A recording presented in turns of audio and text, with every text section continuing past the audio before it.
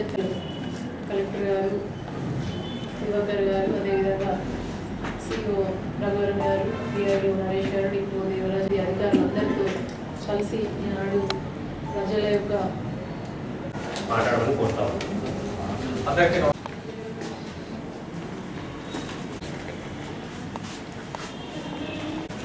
15 counters నడుస్తున్నాయి sir. 15? Yes. ఎప్పటి నుంచి? మార్నింగ్ 7 o'clock నుంచి నైట్ 4 కౌంటర్స్ నడుస్తున్నాయి. ఇంకా ఇదే అవ్వాలి. మార్నింగ్ 7 నుంచి డేటా ఎంట్రీ అవ్వట్లేదు, నేను చూస్తున్నాను కదా. ఎంతమందిని పెట్టారు ఇప్పుడు?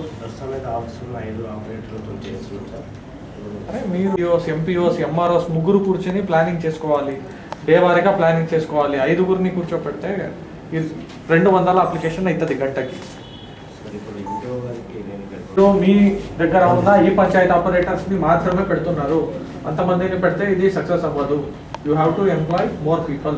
మీ సేవా ఆపరేటర్స్ని తీసుకోండి. ప్రతి ఒక్క దరఖాస్తుకి ఒక రెమ్యునరేషన్ 15,000 అని అనుకుంటున్నారు, మీరు ఒక 2,500. అట్లా మీరు ఎంత అనుకుంటున్నారో అంతా ఈ రోజు నుంచే ఇంప్లిమెంటేషన్ స్టార్ట్ చేయాలి. ఎల్లుండి వచ్చింది రాలేదు ఈ రీజన్స్ దయచేసి ఎవరు చెప్పరు, అర్థమైందా? So please follow up on this activity. And ఇంకొకటి కూడా మనకి టీఆర్ డిపార్ట్మెంట్ నుంచి వచ్చింది, ఏదైతే జెడ్పీ ఫండ్ నుంచి మీకు వచ్చిన వర్క్స్ కానీ, మీ ఎంపీపీ ఫండ్స్ నుంచి వచ్చిన వర్క్స్ కానీ చాలా వరకు నాట్ స్టార్టెడ్, ఇన్ ప్రోగ్రెస్లోనే ఉంది. అవన్నింటినీ కంప్లీట్లీ తీసుకోండి. సో దట్ అదనంగా మనకి అడిషనల్ ఫండింగ్ అడగడానికి మనకి ఒక బేసిస్ అవుతుంది. త్వరగా ఇది చేయండి. ఈరోజు ఉంది అవన్నీ గ్రౌండ్ లెవెల్లో మనం వెంటబడితేనే పని అవుతుంది, అర్థమైందా?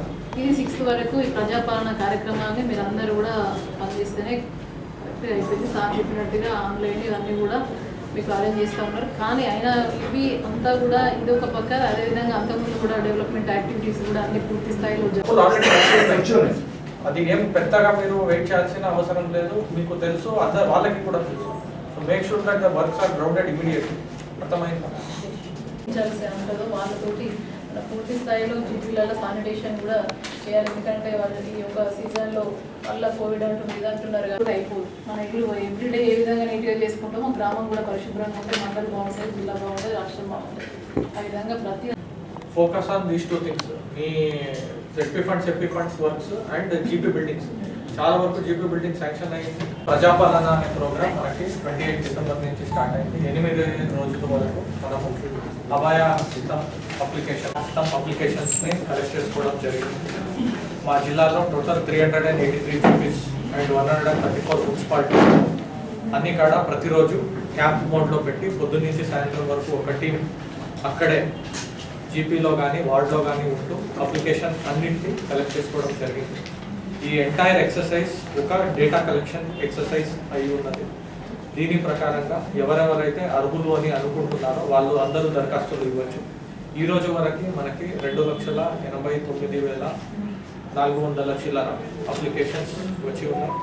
అవన్నిటినీ మేము ఇప్పుడు second step digitisation data entry కూడా స్టార్ట్ చేయబోతున్నాం. డేటా ఎంట్రీ కూడా 10 రోజుల వరకు మనకి చేయాలి.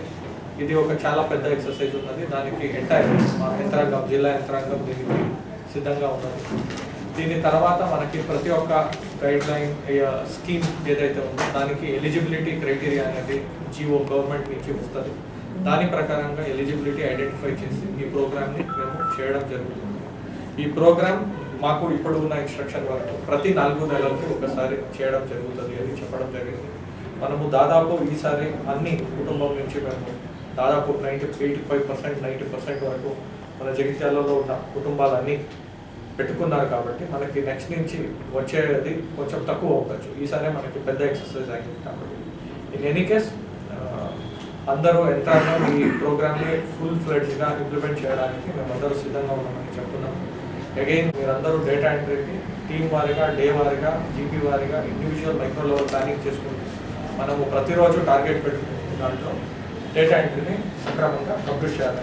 అధికారులు, ప్రజాప్రతినిధులందరూ కూడా కలిసికట్టుగా పనిచేయాలని చెప్పేసి గత 10 సంవత్సరాల నుంచి కూడా తెలంగాణ రాష్ట్రం ఏర్పడినప్పటి నుండి కూడా ప్రజల సంక్షేమమే లక్ష్యంగా అందరం కూడా జగిత్యాల జిల్లాలో ఒక టీం వర్క్గా పనిచేసి జగిత్యాల జిల్లాను మరి తెలంగాణలో నెంబర్ 1 జిల్లాగా తీర్చిదిద్దడంలో అందరి పాత్ర మరి ఒక పాత్ర పోషిస్తూ ఉన్నారు.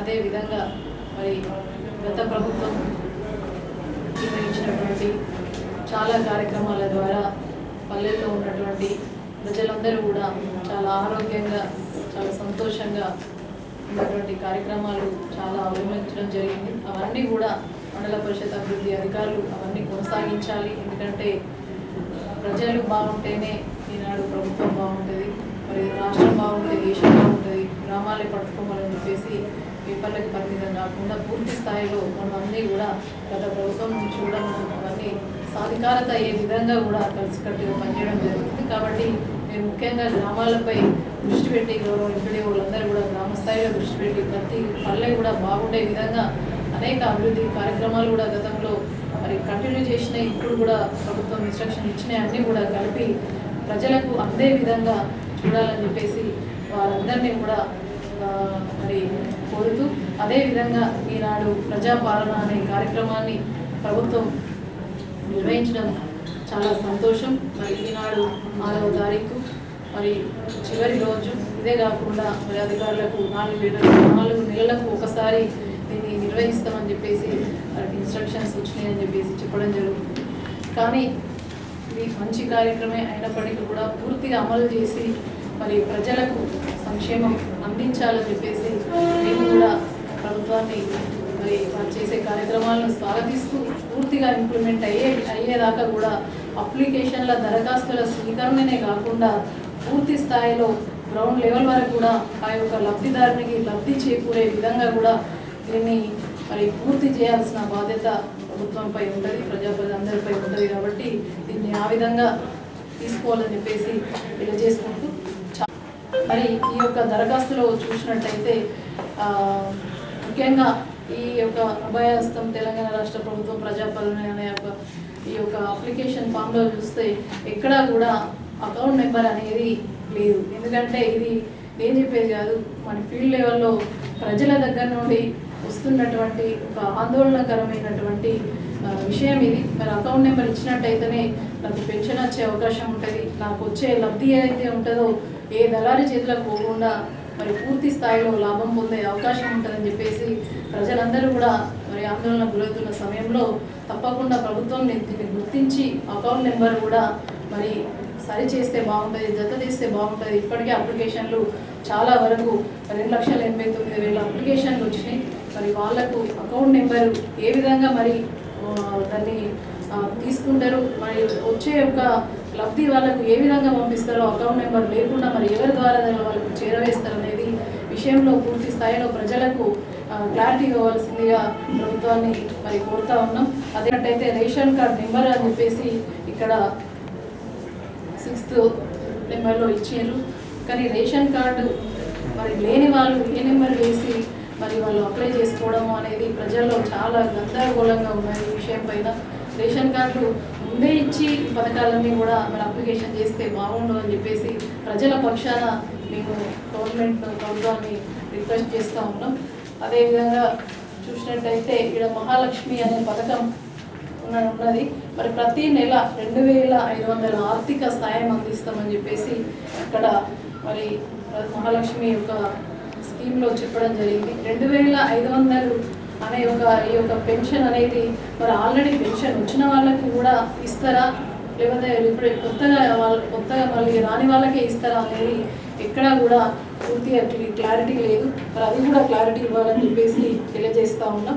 అదేవిధంగా ఎన్ని సిలిండర్లు ఇస్తారు, వినియోగించిన సిలిండర్ల సంఖ్యతో పాటు మీరెన్ని ఇస్తారో దాన్ని కూడా మరి ఈ యొక్క అప్లికేషన్ ఫామ్లో పెట్టాల్సిన అవసరం ఉంది.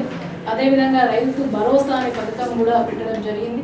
మరి రైతులకు ఆల్రెడీ రైతు బంధు వస్తూ ఉన్నది. మరి రైతు బంధు మరి వచ్చిన తరుణంలో ఆల్రెడీ వాళ్ళకు రైతు బంధు కంటిన్యూ అవుతుంది. కాబట్టి రైతు బంధు అనే కార్యక్రమము మరి రైతులందరూ కూడా వస్తుంది. మళ్ళీ మేము వచ్చిన వాళ్ళను కూడా మళ్ళీ కొత్తగా అప్లై చేసుకోవడం దేనికి అనే సందేహం ప్రజల్లో చాలా ఇబ్బందికరంగా వాళ్ళలో ఒక ప్రశ్న తలెత్తుతూ ఉంది. కాబట్టి ప్రజల పక్షాన మరి రైతుల పక్షాన కూడా మరి ఆల్రెడీ వస్తుంది దాన్నే కంటిన్యూ చేసి ఎంతైతే పెంచుతానో దాన్ని పెంచితే బాగుండు అనేది ప్రజలు ఆల్రెడీ నాట్లు వేసే స్థాయికి వెళ్ళిపోయారు. చాలా ఇబ్బందికరంగా ఉన్నారు. గవర్నమెంట్ రైతుల పక్షాన ఆలోచించి దీనిపై కూడా క్లారిటీ ఇవ్వాలని స్పందించాలని చెప్పేసి కోరుతూ, అదేవిధంగా కౌలు రైతులు యొక్క కౌలు రైతులను ఏ విధంగా ప్రభుత్వం గుర్తిస్తుందో మరి పూర్తిగా క్లారిటీ ప్రజల్లో ఉండాలి, ప్రభుత్వానికి కూడా ఉండవలసిందిగా నేను గవర్నమెంట్ రిక్వెస్ట్ చేస్తూ ఉన్నాను. ఎందుకంటే మొత్తం కూడా ఎక్కడ చూసినా కూడా ప్రాపర్ గైడ్లైన్స్ లేకుండా ప్రజల్లో ఒక ఆందోళనకరమైనటువంటి వాతావరణం ఈ యొక్క దరఖాస్తులు తీసుకున్న తరుణంలో కనిపిస్తూ ఉంది. మేము ఒక ప్రజాప్రతినిధిగా ఏ కార్యక్రమం తలపెట్టిన ప్రభుత్వం ద్వారా వాళ్ళకి అందే విధంగా చూడాల్సిన బాధ్యత అధికారులది, మాది కూడా ఉంటుంది. కాబట్టి మా తరఫున ఇవన్నీ కూడా గ్రౌండ్ లెవెల్లో వచ్చినాయి అన్నీ కూడా ప్రభుత్వానికి చేరే విధంగా ఉండాలని చెప్పేసి ఈనాడు మరి ఈ యొక్క సమావేశం పెట్టుకోవడం జరిగింది. మరి కార్డ్ నెంబర్ అని చెప్పేసి ఈ యొక్క వ్యవసాయ కూలీలకు 12,000 ఇస్తా అని చెప్పేసి చెప్పడం జరిగింది. దానికి జాబ్ కార్డును మరి నెంబర్ వేయాలన్నారు. అందరూ కూడా కూలీలకు జాబ్ కార్డులు ఉండవండి. జాబ్ కార్డులు మరి లేని వాళ్ళు పరిస్థితి ఏందో కూడా మరి ప్రభుత్వం ఆలోచించాలి, వాళ్ళ పక్షాన కూడా సానుకూలంగా స్పందించాలని చెప్పేసి కోరుతా ఉన్నాం. అదేవిధంగా ఇందిరమ్మ ఇళ్ళ పథకం అని చెప్పేసి పెట్టారు. అంతకుముందే గృహలక్ష్మి పథకం కూడా గత ప్రభుత్వం ఇచ్చింది. మరి దాన్ని కూడా చాలా వరకు అంతకుముందు అధికారుల ద్వారా ప్రభుత్వం ఇవ్వడం జరిగింది. మరి దాన్ని ఏ విధంగా మరి అవి క్యాన్సిల్ చేస్తారని చెప్పేసి చెప్పడం జరుగుతుంది. ఎలిజిబుల్ అయిన వాళ్ళని కూడా క్యాన్సిల్ చేస్తామని చెప్తే వాళ్ళు కొంత ఆందోళనకరంగా చాలా బాధగా ఉన్నారు. కాబట్టి ప్రజల పక్షాన ఆలోచించి ప్రజలకు లబ్ధి చేకూరే విధంగా ఈ యొక్క ఇళ్ల పథకాన్ని కూడా తీసుకోవాలని చెప్పేసి తెలియజేసుకుంటూ, అదేవిధంగా గృహజ్యోతి పథకం, ఈ గృహజ్యోతి పథకంలో 200 యూనిట్లు ఉచిత విద్యుత్ అని చెప్పేసి మరి దీంట్లో పేర్కొనడం జరిగింది. మరి ఒక ఓనర్ ఇల్లు కడితే 4 ఫ్లోర్లు ఉంటాయి. 4 ఫ్లోర్లు ఉంటే 4 మీటర్లు ఉంటాయి. 4 మీటర్లు ఉన్నప్పుడు కింద ఉన్న ఓనర్కే వర్తిస్తుందా, మరి అదే రెంట్కున్న వాళ్ళకు వర్తించదా అనే ఒక విషయం కూడా ప్రజల్లో చాలా సందేహాలు ఉన్నాయి, ఆందోళన ఉంది. కాబట్టి పూర్తి స్థాయిలో క్లారిటీ ఇస్తే, ప్రాపర్ గైడ్లైన్స్ ఇస్తే దాన్ని అధికారులు కానీ ప్రజాప్రతినిధులను కానీ ప్రజలకు వివరించే విధంగా ఉంటుంది, లబ్ధి చేకూరే విధంగా ఉంటుంది. కాబట్టి ఇవన్నీ కూడా ఆలోచించవలసిందిగా మరి ప్రభుత్వాన్ని రిక్వెస్ట్ చేస్తూ ఉన్నాం. చేయూత పథకం కింద మరి ఈనాడు దివ్యాంగులు కావచ్చు, వృద్ధాప్య కావచ్చు, గీత కార్మికులు, డయాలసిస్ బాధితులు, బీడీ కార్మికుల జీవన వృత్తి, ఒంటరి మహిళా జీవన వృత్తి, వితంతు, చేనేత కార్మికులు, ఎయిడ్స్ వ్యాధిగ్రస్తులు, ఫైలేరియా, బీడీ టేకదారు, ఇవన్నీ కూడా గత ప్రభుత్వం గతంలో తెలంగాణ రాష్ట్ర తొలి ముఖ్యమంత్రి గారు అమలు చేసిన పథకాలే. మరి ఇవన్నీ కూడా మళ్ళీ ఫ్రెష్గా ఈ పెన్షన్ వచ్చే వాళ్లకు మరి ఎందుకు అప్లై చేసుకోవడం, మరి మాకు ఇప్పటికే పెన్షన్ వస్తుంది కదా, మరి కంటిన్యూ చేయొచ్చు కదా, ఈ వీళ్ళు ఏదైతే 4,000 పెన్షన్ ఇస్తా అనుకున్నదో ప్రభుత్వం పూర్తిగా వాళ్ళందరికీ కూడా తక్షణమే ఇంప్లిమెంట్ చేయొచ్చు కదా అని చెప్పేసి ఈ పెన్షన్దారులందరికీ కూడా ఒక బాధ ఉంది, సందేహం ఉంది. కాబట్టి దీనిపై పూర్తి స్థాయిలో స్పందించి క్లారిటీ ఇవ్వాలి అని చెప్పేసి మరి ప్రభుత్వాన్ని రిక్వెస్ట్ చేస్తూ ఉన్నాం. అదేవిధంగా దీంట్లో జతపరచవలసినటువంటి ప్రతులు, ఆధార్ కార్డు జిరాక్స్, అదేవిధంగా తెల్ల రేషన్ కార్డు జిరాక్స్ ప్రతి అని చెప్పేసి లాస్ట్లో ఇవ్వడం జరిగింది. మరి తెల్ల రేషన్ కార్డులు లేని వాళ్ళ పరిస్థితి ఏందో మీరు ఒక్కసారి ఆలోచించి ఈ యొక్క తెలంగాణ రాష్ట్ర ప్రభుత్వం అభయహస్తం అని చెప్పేసి ప్రజాపాలన దరఖాస్తులు ఇస్తే బాగుంటుండే. చాలా వరకు ప్రజల్లో చాలా గందరగోళంగా ఉంది. ఒక దగ్గర ట్రిక్ చేస్తే ఇంకో దగ్గర ట్రిక్ చేస్తూ ఉంటారు. అదేవిధంగా వ్యవసాయం సర్వే నెంబరు, వాళ్ళ భూమి సర్వే నెంబరు, విస్తీర్ణం ఎంత అని చెప్పేసి అడుగుతున్నారే తప్ప దానికి కరెక్ట్గా ప్రాపర్గా ఒక మరి పట్టా పాస్ పుస్తకం జిరాక్స్ తీసుకోవడం లేదు, ఏది తీసుకోవడం లేదు. ఎంత ఉంటే అంత రాస్తున్నారు. 10 ఎకరాలు ఉంటే 10 గుంటలు అని చెప్పేసి చాలా లోటుపాట్లు జరుగుతూ ఉన్నాయి. కాబట్టి దానికి పూర్తిగా మరి ఆ రైతు నష్టపోకుండా ఉండాలంటే ఆ యొక్క జిరాక్స్ పట్టా పాస్ పుస్తకం యొక్క జిరాక్స్ కూడా అటాచ్ చేసి మీరు తీసుకున్నట్టయితే మరి రైతులకు మరి లాభం చేకూరే విధంగా ఉంటుంది. ఏమైనా కూడా మరి ప్రజల్లో మరి ఏది ట్రిక్ చేయాలి, ఏది ట్రిక్ చేయొచ్చా, చేయాలి అనే ఒక గందరగోళంలో ఉన్నారు. చాలా సందేహాలు ఉన్నాయి. మరి ప్రాపర్ గైడ్లైన్స్ తోటి పూర్తి స్థాయిలో ప్రజలకు ఈ యొక్క ప్రజాపాలన అనే కార్యక్రమం మేము కూడా స్వాగతిస్తూ మంచిదే. కానీ ఇవన్నీ కూడా మేము చెప్పిన విషయాలన్నీ కూడా దృష్టిలో పెట్టుకొని ప్రజలకు పూర్తి స్థాయిలో ఇంప్లిమెంట్ చేయాలని చెప్పేసి, ప్రజల యొక్క సంక్షేమం కోసమే పనిచేయాలని చెప్పేసి మేము మరి ప్రజల పక్షాన, రైతుల పక్షాన, అందరి పక్షాన కూడా మరి ప్రభుత్వాన్ని కోరుతా ఉన్నాం. ప్రజాపాలన పెట్టడమే కాదు, దరఖాస్తుల హడావిడి చేయడమే కాదు, మరి ఈ యొక్క మీరు ఏదైతే ఎప్పుడైతే ఇస్తామని చెప్పారో ఒక డేట్ పెట్టుకున్నారో ఆ డేట్ లోపల ఇవన్నీ కూడా మరి లబ్ధిదారులకు చేరే విధంగా బాధ్యత తీసుకోవాలని ఒక బాధ్యతాయుతంగా పనిచేస్తుందని చెప్పేసి మేము కూడా ఆశిస్తున్నాం. ప్రజల పక్షాన డిమాండ్ చేస్తున్నామని చెప్పేసి తెలియజేస్తా ఉన్నాం. ఈనాడు ఎంపీడీఓలు కావచ్చు, మా అడిషనల్ కలెక్టర్ గారు అందరం కూడా కలిసికట్టుగా అన్నీ కూడా ప్రజలకు ఆన్సరేబుల్గా జవాబుదారీతనంగా ఉండాలి. గ్రామాలకు వెళ్ళినప్పుడు మరి ఇది అప్లై చేసినాం ఎప్పుడు వస్తుంది, ఆల్రెడీ నాకు పెన్షన్ వస్తుంది, మళ్ళీ నేను అప్లై చేసుకోవడం దేనికి అనే ఒక సందేహాలు వాళ్ళలో కలుగుతున్నాయి. కాబట్టి అక్కడ ఉన్న గ్రౌండ్ రిపోర్టే ఈనాడు తెలియజేయడం జరిగింది. కాబట్టి దీనిపై ప్రభుత్వం స్పందించాలని చెప్పేసి, అమలు చేయాలని చెప్పేసి మేము ప్రజల పక్షాన కోరుతా ఉన్నాం.